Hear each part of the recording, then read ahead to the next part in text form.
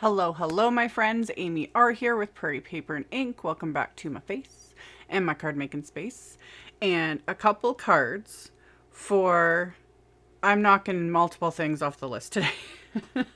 Part of it is for the Waffle Flower November 2023 release blog hop, of which I am a part of. I will have that info in my blog post, which is linked in the description box below the video. Definitely worth checking out because there are many fabulous makers participating. There's tons of inspiration and giveaways and all the things. So check out the blog post when you're done the video to find out all of that info. These cards are also for this week's Color Throwdown Challenge because I thought, why not? Why not? For those not familiar, the Color Throwdown Challenge is just for fun. It's open to everyone. Yeah, there's a new one every single week. I love it because it just gets me thinking outside the box in terms of color combos and that sort of a thing. So same thing. I'll have a link to it in the blog post and you can check it out and get more inspiration. There's tons of inspiration being thrown around today. So new Waffle Flower release, lots of new products. There's so many. I had the hardest time and I was just like, I love it all. I love it. There's so many things. However, the main thing that just, I don't know why, I just zeroed in on, they're called the Cattitude. There's a stamp set and there's also like wafer dies. And they're not coordinating. They're not coordinating wafer dies, like they're standalone like silhouettes of little cats. The minute I saw it, I was like, I bet these will work with the Postage Collage die set and stencils that I've already done a couple videos on, and I'll have links to those at the end of this video because I've done a couple videos using the Waffle Flower Postage Collage. There's a die set which I also have piled up here, like the main die set that I have just loved using, and then there's been stencil releases, and there isn't anything new for now, you know, for that, but I was like, the size of the things, I was like, they should work. And they do, and they're fabulous, and I love them. So I use those along with some other elements. There's other parts in this release. I'm hoping to get to them really soon. We'll see as I'm filming this. Too many ideas, not enough time. But there's like book themed things and even little cat trees and bookshelves, and just, it's a great release. So I'll have a link to all of the stuff in the description box below. And yeah, if you keep watching, I will show you guys how I made these cards. So the first thing I needed to do to make these cards was create my backgrounds. So I die cut some smooth white cardstock from Simon Says Stamp with the Postage Collage die set that I showed. And then I'm using one of the stencils from the Postage Collage collection. This is just it's called Postage Collage Coloring Stencil, and this is just the basic stencil, and I'm using it just for these little openings, just to stencil on some color. And I've chosen Distress Oxide inks, and like I said in the intro, these are for this week's Color Throwdown Challenge. So I went with Spun Sugar, Mustard Seed, and Rusty Hinge, and I've got my little pieces of Post-it tape. I've talked about these a lot. I use Post-it tape quite often, and I reuse the same pieces over and over again until they're, you know, fully saturated with ink, picked up so much like lint and dust and randomness. Like, I use them until they're used up. I just keep them stuck to the top of my little Empress mini die cut machine. It works. So I'm using those to mask off outside of each of these openings, so I'm not getting ink where I don't want it. And then I'm just using my Picket fence little paper pouncers to pounce that ink directly onto each of these openings. And I'm using my Waffle Flower grip mat to hold the cardstock and stencil in place. I actually just ordered a second one. This is the biggest one, the 8.5 inch square one, and I've been talking about it for a while now. I was like, I've been thinking about ordering a second one. Yeah, I added it to a recent order. I was like, I need two of them. Do you need two of them? No. But I use mine so much, and they're so often for me. I'm like, I wish I had a second one. And you guys have seen me in videos. I'll use like the 6 inch square one, and that works. But I wanted a second large one. I was like, I can get more done. And I am also aware of the irony of that when I've said many times, like you guys can see my workspace just gets smaller and smaller as I create. So am I going to have space for 2 big mats at the same time? I'll make it work somehow. We'll figure it out. Anyway, like I try to do more often than not, I'm doing 2 cards since I've got, all the supplies out. So I did the exact same thing on this second background. I had die cut that white cardstock and then used the stencil, the Post-it tape. At this point, I was getting a few little marks, like picking up from the Post-it tape and the sponges and all the things. So I was getting little bits of different color on some of the openings. It doesn't matter. I'm going to add splatter and all the other elements, so it doesn't matter.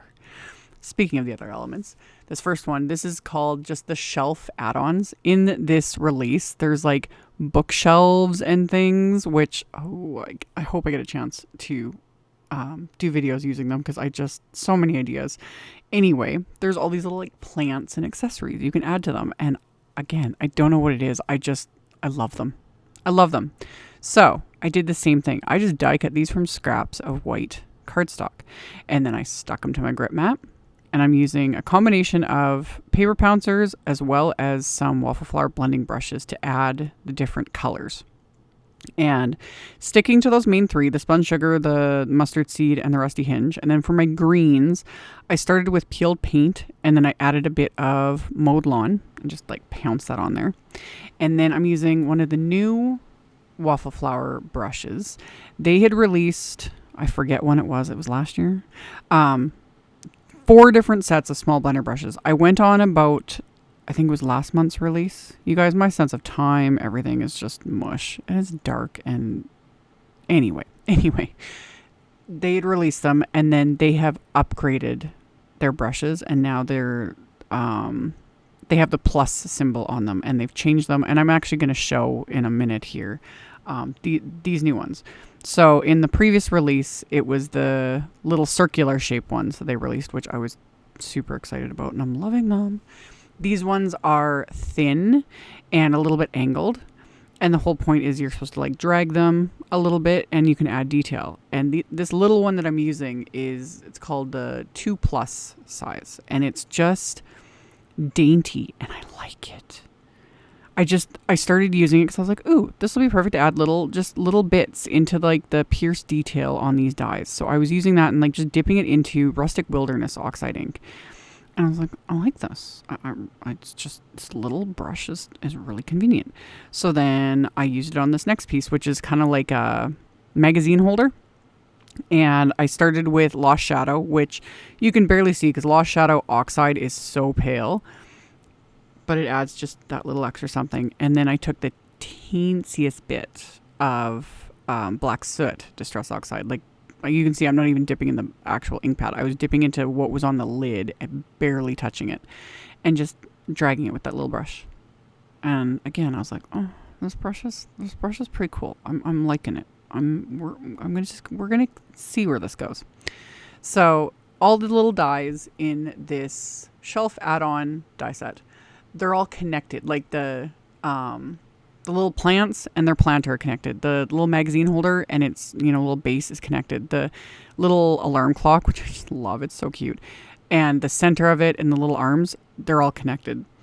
And so it just makes it easy to know what goes with what to line them up.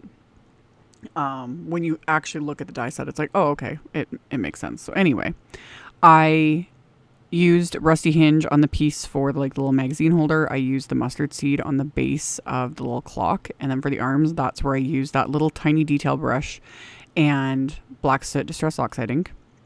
And then there's this little rectangle piece that has like piercing and holes. This is the holder or the pot for this largest plant, the first plant I did. And there's a little stitch detailing across it. And I was like, oh, this little tiny brush I can just add a little, a little swipe of ink. So I used Ground Espresso Distress Oxide ink and was just swiped it on there with the brush. And then again, I was like, I'm liking this. It always takes me a while. I'm pretty sure I mentioned this in a recent video. Like when new products, like specifically like tool type products come out, it takes me a while. Like I need to use it, I need to play with it. I need to use it. And no, it's not very often I show like my first time using things on camera. I like to play with it a bit more, but it just so happened with these brushes, this was my first time using them and I was really enjoying it. So anyway, these little holders, these are also from Waffle Flower. These came out years ago. They're still available. They're just called the Brush Holder Duo. They come as a set of 2. They were made to originally go with Waffle Flower's original mat. I use them to store my little brushes because they're perfect and they actually fit on my little IKEA picture ledge that's behind me. You guys see in my videos. They just fit perfectly on there. It's like it's meant to be and it just makes me happy. So anyway, I use them to hold my brushes. And so these new brushes, like I said, there's the 2 Plus and the 3 Plus. And the 2 Plus is tiny compared to the original size 2. So is the 3 Plus. That's the 3 Plus there. That's what I'm showing. That one's on the right. And the original size 3 is on the left. The new version is they're denser and softer and just slightly different with these ones specifically, different sizes than the original ones. So I also love that the 2 Plus specifically, these little tiny angle detail dudes, you get a pack of 15 in the pack, which I was like, that's just perfect because I like to have enough to have one brush per color, basically. I do not, with brushes like this, I do not have like a brush for every single color. I just have like one for pinks, one for reds, one for yellows, one for oranges, etc. And then if I'm switching between shades of color, like I'm going from like a dark pink to a light pink, I just rub it off on a cloth. I don't wash them. I haven't washed them, any of them, my original ones, anything. You can also get a little sampler pack now. So I'll have a link to that. You can get this little Shader Brush Plus sampler pack. And it's got all 4 brushes, one of each. So you can like try them out, see what works for you. Like I said, the round ones, the 0 Plus and the 1 Plus are my most used. But I think I'm really going to be using the 2 Plus quite often as well. I like that little angled edge. Didn't use the 3 Plus today. So the jury's still out on how whether or not I'll fully incorporate that one, but we'll see. But the other 2 for sure, the 0 Plus and the 1 Plus, huge fan, already have been using them, loving them. And I was using the originals a lot too. And I'm keeping all the originals as well, because why not? I love having plenty of options. Just is what it is. So that's my ratchet little overview. I know Waffle Flower will have way more info on their site, etc. And I'm sure other makers will have much better in-depth reviews than me. I don't really do a lot of product reviews anymore because I'm just like, yeah, here's random info you didn't, that serves no purpose. And this is just what works for me. Anyway, that's that on the little brushes. So after I added all the color, I assembled these pieces, which were, again, super simple. These were very, very basic, very easy to assemble. I like that too. Just some days that's just what I need. The less thought, the better. And then, when I've got more time and energy, I'll, get into the more detailed, in-depth, multi-piece die assembling, which I love that too. It just depends on my mood, but these were easy. So I assembled them. And I just used like my reverse tweezers to hold some of the pieces together so I could adhere everything else. There's this little lamp in the set too. I don't know what it is. I like all these little accessories. It just reminds me of little things like, Polly Pockets and that sort of stuff, which I never had when I was a kid. I wanted them. I have a set now. Because, they've come out with like themed sets, and I have a set on display that I purchased, and yeah, just little fiddly things, Anyway, I just assembled all the pieces. The little clock, it's got a little clock face. I just left that white. Same with the like base to the lamp. I just left that white as well. And again, reverse tweezers for the win, especially with little tiny pieces like these little itty bitty hands for the clock. Reverse tweezers and tiny bits of glue. I was using just my craft tacky glue that I keep in a little Gina K precision bottle. Like everything else, I'll have links to everything I used in the description box below the video. So just little tiny dabs of glue, adhered all of these pieces together. So then once I've got all my bits assembled, I had figured out my layout kind of before I started this, and then I did it, like completely changed it up after I had added all the color to these backgrounds. That's another perk of why I enjoy doing more than one card, because I'll use one card or one, card front, whatever I'm making, as my test, or I use it to like lay everything out, and then I can just follow that when I adhere everything directly to the second one, etc., etc. So that's what I'm doing here. I had already figured out, where I wanted to place everything, and then I just adhered them all to this Postage Collage background with, again, just craft tacky glue. And then once I had the first one done, I adhered the second one. And then I really didn't like how this first one, this little plant, I had like adhered a little bit wonky. So I very carefully pried it up. It did tear the cardstock. That's fine because I just adhered it right on top, but I straightened it out. Could have left it wonky. It would have been fine, but it just, I don't know, it was bugging me. So I fixed it. Then splatter, because I can. So I put these into my little splat box, and I started with just some white gouache, put that on my little palette.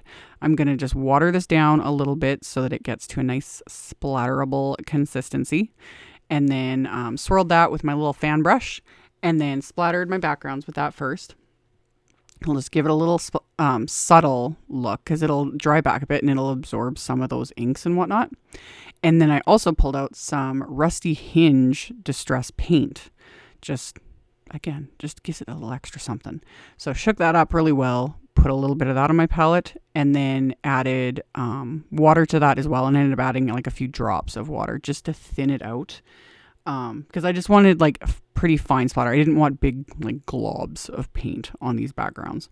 So thin that out with water. And with distress paints, the consistency of the colors varies. It depends on the color.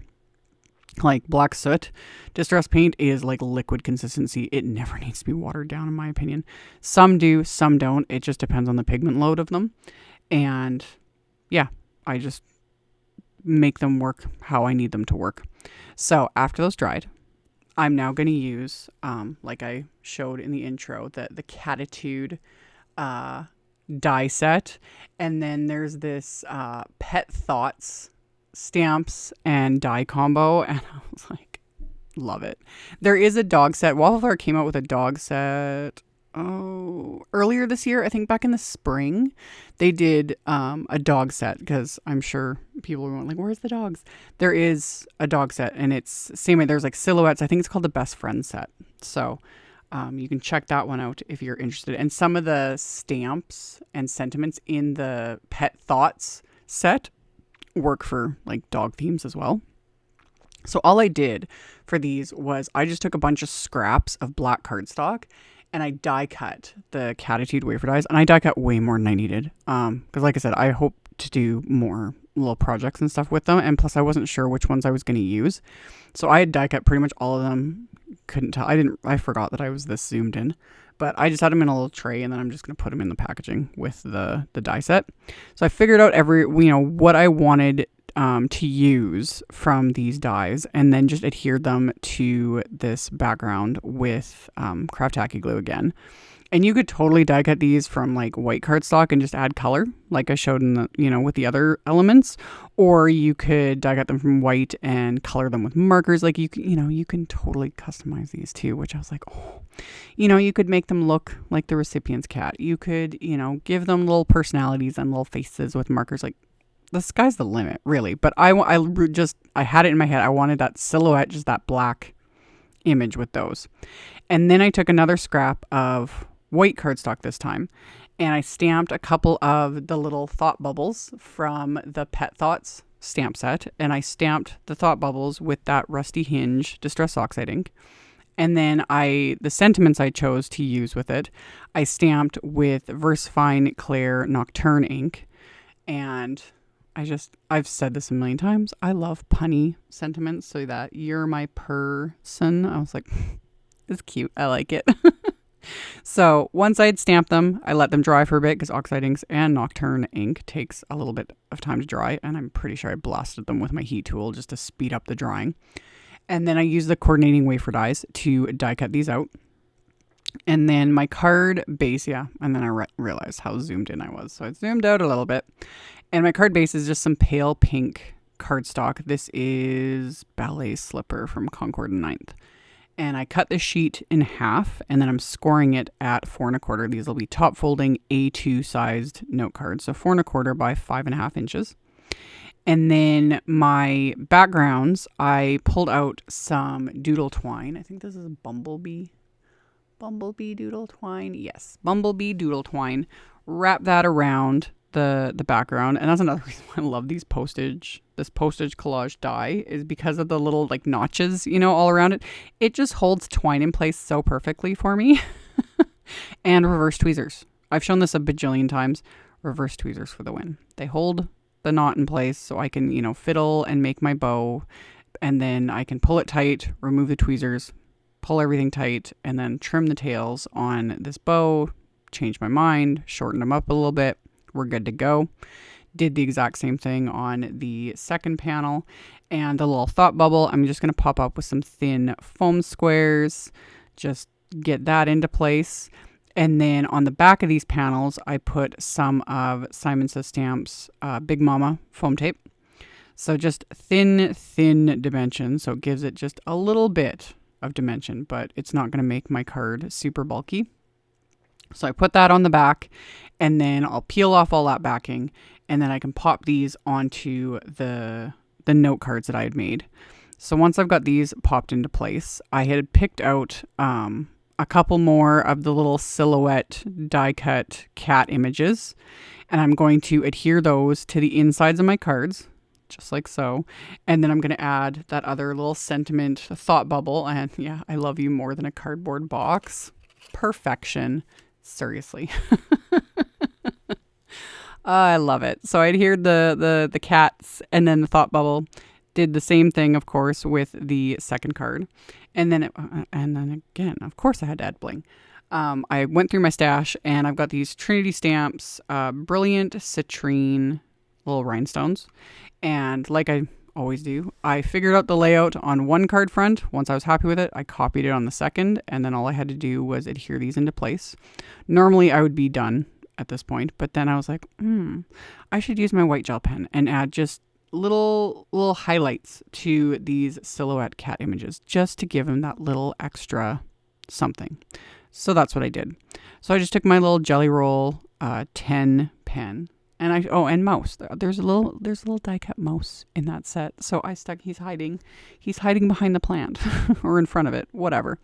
So added the little white gel pen highlights to all of these, and it just gives it that little finishing touch. So once that's done, these cards are complete. So like I mentioned in the intro, I will have a link below the video to my blog post. It'll have all the info about the hop, the new release, the links to everyone else participating, links to all the supplies, etc. So you just need to expand the description box below the video, and all that info will be there. The link to the color throwdown challenge will be in the blog post as well.